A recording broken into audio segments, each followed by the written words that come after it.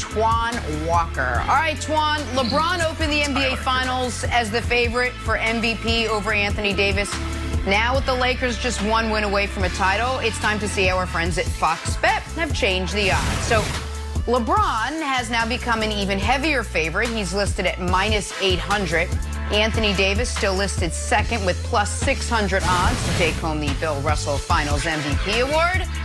Twan, what would LeBron's fourth NBA Finals MVP mean for his legacy? I don't think it'll mean much for his legacy. I think his legacy is already set. We already know where LeBron stands in the history books, but obviously LeBron is continually adding stats and putting things, chasing all these ultimate records. But I don't think it changes his legacy at all. Right now, I still believe that he's behind AD to win this MVP award. If you really look at this series and how this series has went, LeBron James hasn't been great this series. He's had 14 turnovers in the last 2 games. Hasn't been that great offensively. He did have a good fourth quarter last night, but AD's been more consistent. Besides for getting early foul trouble, AD's been the most consistent. And defensively, the job that AD did on Jimmy Butler as far as forcing him away from the basket, making him make tough decisions, I think kind of separated himself a little bit. So a solid performance in Game 5 would kind of put AD in that position to be the MVP of this series. But LeBron's legacy does not change at all winning MVP. It's already there. So I don't think this MVP against the Miami Heat would make it that much different than what it is already. All right, I'm having a hard time digesting everything Antoine just said, so give me a second here. First, let me address the legacy stuff, then let me address the Anthony Davis stuff. Here's why it would be massive for his legacy. There's 5 guys in the history of the league with at least 3 of these things. This, of course, would be LeBron's 4th, but we know who those guys are. It's Jordan, it's LeBron, it's Shaq, it's Duncan, and it's Magic. What all those guys have in common is they won those alongside all-time coaches. Magic won his first with Paul Westhead, but then with Pat Riley. Duncan had Pop the whole way. Obviously, Shaq had Phil Jackson, and Jordan had Phil Jackson the whole way. LeBron, forget 3 different franchises. He'd be doing it for a franchise coached by Ty Lue, who had never won anything before LeBron came around, hadn't been a head coach. For Spoelstra, who hadn't won anything before LeBron came around, and now for Frank Vogel, who hadn't won anything until LeBron came around. So it would put him not just 3 different franchises, but doing it with that many different teammates, and more importantly, without the iconic coach, even though Spoelstra has turned out to be a great coach, would be really impressive. But this idea that right now it's close, Antoine, all the credit in the world for the job Anthony Davis did defensively on Jimmy Butler last night. I led the show talking about it. But LeBron James is averaging more points. He's also averaging more rebounds than Anthony Davis. And he's obviously averaging far more assists. And he's doing it on 54% shooting. Like, I think our mind gets tricked a little bit in what's a good game and what's not for LeBron. You're right. He's turned the ball over too much the last 2 games. But the first 2 games, he had 2 total turnovers.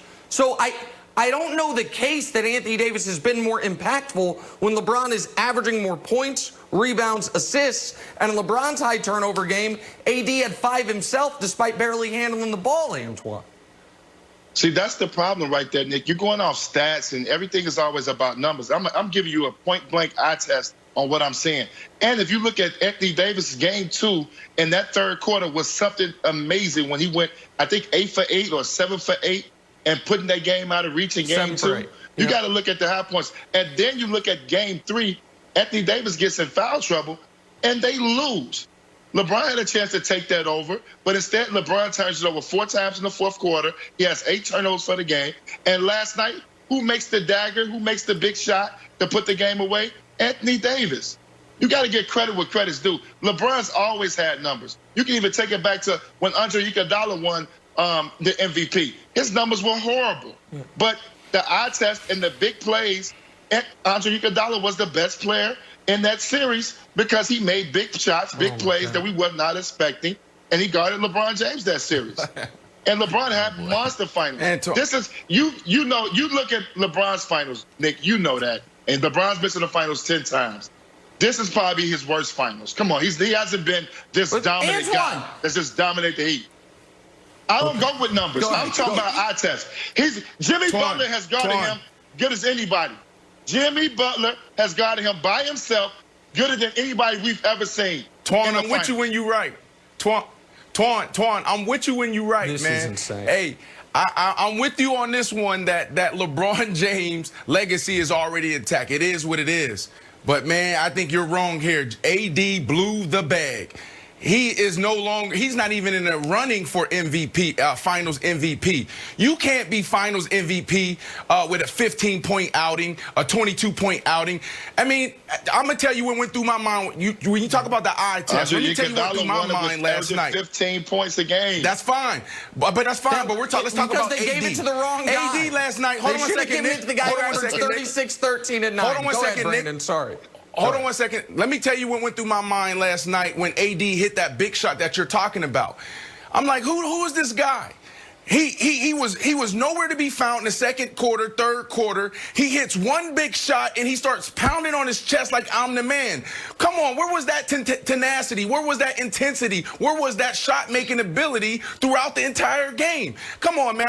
To me, that was all for the cameras. I don't believe in that. That was LeBron James' game last night. LeBron James figured it out for his team. He carried his team. Now, I will say this. As a player, and we're talking about LeBron's legacy, in 2014, I shifted my goals. For me, it was, okay, personal and then team goals. Every year I said from a personal standpoint, I want 100 catches. I'll be okay with 100 catches, 1,500 yards, 15 touchdowns. But every year I really wanted to lead the receiving category, the receivers in all categories. But from a team perspective, I thought about, wow, how amazing would it be to go to a Super Bowl? It's extremely hard to go to any type of championship. As you know, you're a champion. And I said, you know what? Let me add another personal goal for myself. And I said, I want to be MVP of the Super Bowl. I want that Santonio Holmes moment where I catch the game-winning touchdown. I visualized this. I said, the way I want us to win it, the way I want to be MVP is I want to have that Santonio Holmes moment where he catches the ball in the back of the end zone on the right side, and then I'm MVP. Because that's when you solidify your legacy, when you do it on the biggest stage. This guy is on his way to do it 4 times, Tone. Okay. I'm going to tread very carefully. Because when we talk about LeBron James, it's a little bit if you ever like going for a hike in the woods and you stumble upon some baby bears. You're like, oh, that's nice. And you're like, uh-oh. There's a very good chance I'm going to be eviscerated here. And that's what Nick is. Nick is the mama bear looking like, are you teeth claws out? Let me see. I'm treading carefully here. I'm going to ask for a full screen of the stats on Lakers wins. And here we go. I don't care about the loss. In fact, be careful. I think since Anthony Davis had a bad game and they lost, it actually bolsters his MVP case. He's got more points, and yes, LeBron has more rebounds, sure.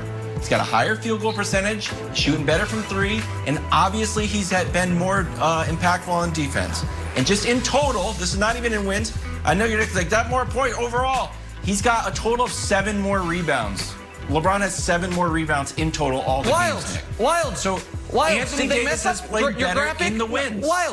Wilds, did they mess up your graphic? Can they put that back up? You couldn't have intentionally left off assists. I know you wouldn't do that. That'd be wildly intellectually dishonest.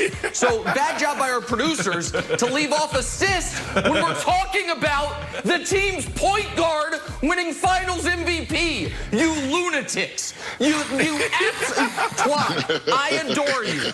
One guy is giving you 28, 11, and 9. The other guy is giving you 26, 9, and 3. One guy is controlling the entirety of the game. And this idea that, you know what, Anthony Davis's bad game doesn't count. What? LeBron's bad game, he gave you 25, 10, and 8. Anthony Davis's bad game, he gave you 15, 5, and 3. And this idea, he was in foul trouble. He played 30-plus minutes. It's not like he got 5 fouls in the first half and had to sit.